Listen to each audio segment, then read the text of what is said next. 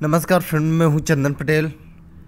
देखिए, मैं आज कुछ 3 ऐसे स्टॉक के बारे में बात करने जा रहा हूं जो कि लगभग ₹1 से कम के हैं। ₹1 से कम के स्टॉक हैं, ठीक है ना।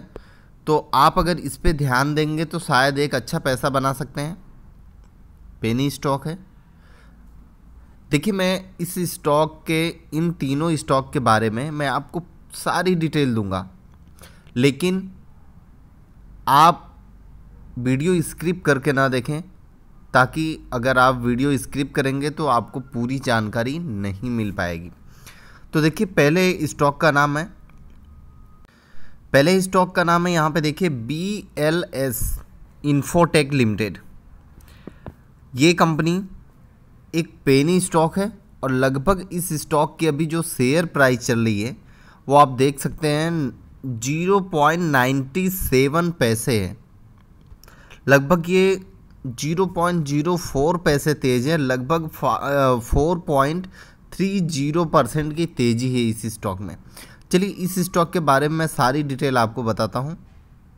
देखिए, ये कंपनी IT सेक्टर से बिलोंग करती है और आप यहाँ पे देख सकते हैं इस स्टॉक की जो अभी मार्केट कैपिटलाइजेशन है लगभग 42.5 करोड़, मतलब 42.5 करोड़ यहाँ पे इस स्टॉक की अभी मार्केट कैपिटलाइजेशन है। देखिए, ये तो बढ़िया है कि यहाँ पे कर्जा कुछ भी नहीं है और EPS और ROE भी यहाँ पे शो नहीं दिखा रहा है और प्रमोटर की जो होल्डिंग है लगभग 59.1% की है। बुक वैल्यू देख लेते हैं 0.03 और यहाँ पे अगर हम bound big high bound big low देखें तो लगभग अपने बाउंड बिग हाई पर ही ये ट्रेड कर रहा है। इस स्टॉक की फेस वैल्यू है ₹1। कैश फ्लो निगेटिव में है और यहाँ पे अगर हम बात करें रिटर्न की तो देखिए 3 साल में लगभग 72% का CAGR रिटर्न है। देखिए, पेनी स्टॉक में मैं CAGR रिटर्न काउंट नहीं करना चाहूँगा क्योंकि पूरा बरोबर नहीं होता है। ठीक है, मैं आपको बता देता हूँ। देखिए, ये लगभग 2009 के आसपास, 2008 और 2009 के आसपास इस स्टॉक ने एक हाई बनाया था। कितने का था? लगभग ₹2 से अप का था। मैं आपको बता देना चाहता हूँ कि इस स्टॉक का हाई कितना था। लगभग ₹2 के आसपास इसका हाई था, देख लीजिए 2008 में। और अब ये एक मतलब ये जो आप लो देख रहे हैं, इसी लो पर कई सालों तक ये ट्रेड किया, कई सालों तक। देखिए, ऐसा है कि अगर आप इस स्टॉक यहाँ पर अगर आप जूम करके देखेंगे तो अगर यहाँ पर भी आप अगर ख़रीदते हैं, देखिए दिखाएगा, आप यहाँ पे देखिए, यहाँ पे आप 15 अगर पैसे पर ख़रीदते हैं, अगर आप यहाँ पर बेचते हैं तो भी आपका पैसा 2 गुना से ज़्यादा हो गया। ठीक है, यहाँ पर अगर आप ख़रीदते हैं और यहाँ पर भी अगर बेचते हैं तो भी आपको 40-50% का आराम से एकदम ईजी तरीके से रिटर्न मिल जाता। देखिए, मैं ये नहीं बोलना चाहता हूँ कि आप पेनी ही स्टॉक में इन्वेस्ट करिए। देखिए, मैं एक आपको बता रहा हूँ सजेशन कि ये इस तरीके से ट्रेड होता है और यहाँ पे देखिए कई सालों तक फ्लैट रहा, पूरा कई सालों तक ये स्टॉक फ्लैट रहा। फिर अब इस स्टॉक में भारी तेज़ी देखने को मिल रही है। तो देखिए, अगर भारी तेज़ी देखने को मिल रही है तो ऐसा नहीं है कि मैं आपको बता रहा हूं तो आप कूद पड़िए। पहले आप इस स्टॉक के बारे में पूरी जानकारी लीजिए खुद से, फिर उसके बाद इस स्टॉक में आप इन्वेस्ट करने का सोचिए। और इस कंपनी की अगर हम बात करें प्रॉफिट एंड लॉस की तो आप यहाँ पे देख सकते हैं कि यहाँ पर 2010 में लगभग 0.39 करोड़ का प्रॉफिट था। फिर उसके बाद 2012 में लगभग -4 करोड़ का घाटा हुआ। 2013 में फिर से 0.9 करोड़ और यहाँ पे 2016 में भी थोड़ा सा घाटा हुआ और 2018 में भी घाटा हुआ।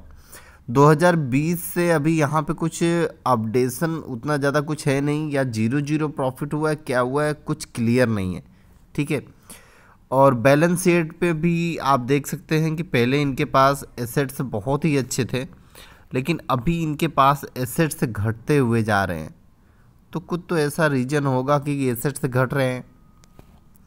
और अगर हम यहाँ पे शेयर होल्डिंग पैटर्न की बात करें तो देखिए, जो मार्च 2019 से जो होल्डिंग अभी तक प्रमोटर और पब्लिक के पास है, वही होल्डिंग अभी तक प्रमोटर और पब्लिक के पास है, ठीक है। प्रमोटर अपनी होल्डिंग छेड़ा नहीं है, लेकिन यहाँ पे जो पब्लिक है वो अपनी होल्डिंग चेंज करती रहती है, क्योंकि पब्लिक तो कई लोग हैं, बेचना सेल करना उनका काम ही है, ठीक है। पहली कंपनी ये है जो आईटी से बिलोंग करती है, तो आप इसके बारे में ज़रूर ध्यान दें, ठीक है। देखिए, जो दूसरी कंपनी है बायोजेन फार्मा इंडस्ट्रीज़ करके, फार्मा केम इंडस्ट्रीज़, ये भी देखिए रिटर्न तो बहुत ही ज़बरदस्त दिया है 1 साल में और 1 महीने में, लेकिन कभी भी हम पेनी स्टॉक में रिटर्न के ऊपर नहीं जाते हैं। और यहाँ पे इसकी जो प्राइस है वो बढ़ के हुई है, इसीलिए इस स्टॉक का जो मार्केट कैपिटलाइजेशन है वो भी बढ़ गया है। शेयर होल्डर्स भी ज़्यादा हैं। चलिए हम इस स्टॉक की प्राइस की बात कर लेते हैं। इस स्टॉक की प्राइस लगभग 0.94 पैसे है, और ये भी लगभग 0.4 पैसे तेज़ है। लगभग परसेंटेज की बात करें तो 4.44% की इस स्टॉक में तेज़ी देखने को मिल रही है। देखिए, ये कंपनी का अगर हम मार्केट कैपिटलाइजेशन देखें तो यहाँ पे देखिए बढ़ के लगभग 61 करोड़ के आसपास हो गया है। और अगर हम बाउंड बिग लो की बात करें तो 19 पैसे का बाउंड बिग लो है, और बाउंड बिग हाई लगभग ₹1.27 के आसपास है। और अगर हम इस स्टॉक की अगर हम कर्ज के बारे में बात करें, डेप्थ के बारे में, तो देखिए कर्जा कुछ भी नहीं है, और कैश फ्लो इनके पास लगभग 3.95 करोड़ का मतलब कर्जा है। लगभग 4 करोड़ के आसपास 4 करोड़ के आसपास इनके पास कैश फ्लो है, तो बहुत ही बढ़िया है। और यहाँ पे अगर हम देखें तो ROE माइनस में है, EPS भी माइनस में है, तो थोड़ा सा अगर हम ध्यान दें इधर। और यहाँ पे देखिए, अगर हम इस स्टॉक की अगर हम ऑल टाइम हाई की बात करें तो लगभग ये ऑल टाइम हाई लगभग ₹3 के आसपास है, ठीक है। तो इस पर भी आपका नज़र जाना चाहिए कि अगर ये ₹3 का हाई है तो हमें ख़रीदारी करना है कि नहीं करना है, वो भी सारी चीज़ें आपको देखनी चाहिए। देखिए, अगर हम यहाँ पे प्रॉफिट एंड लॉस पे अगर हम एक बार नज़र डालें प्रॉफिट एंड लॉस पे, तो मार्च 2010 में लगभग नेट प्रॉफिट 0.01 करोड़ का माइनस था, ठीक है। और यहाँ पे आप देख सकते हैं कि पूरा माइनस में ही ये कंपनी चल रही है, पूरा माइनस में ही चल रही है। तो इसलिए इस कंपनी में उतना ज़्यादा कुछ खास प्रोग्रेस नहीं देखने को मिला है।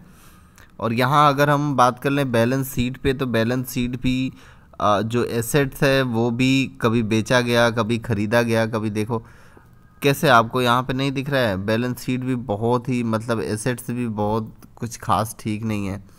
अगर हम यहाँ पे शेयर होल्डर्स की बात करें तो 100%, आप समझ रहे हैं, 100% शेयर पब्लिक के पास है, 100% शेयर, ठीक है।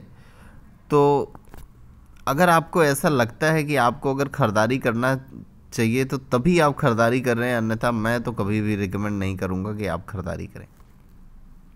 देखिए, जो तीसरे नंबर पे कंपनी है, इस कंपनी का नाम है CES लिमिटेड।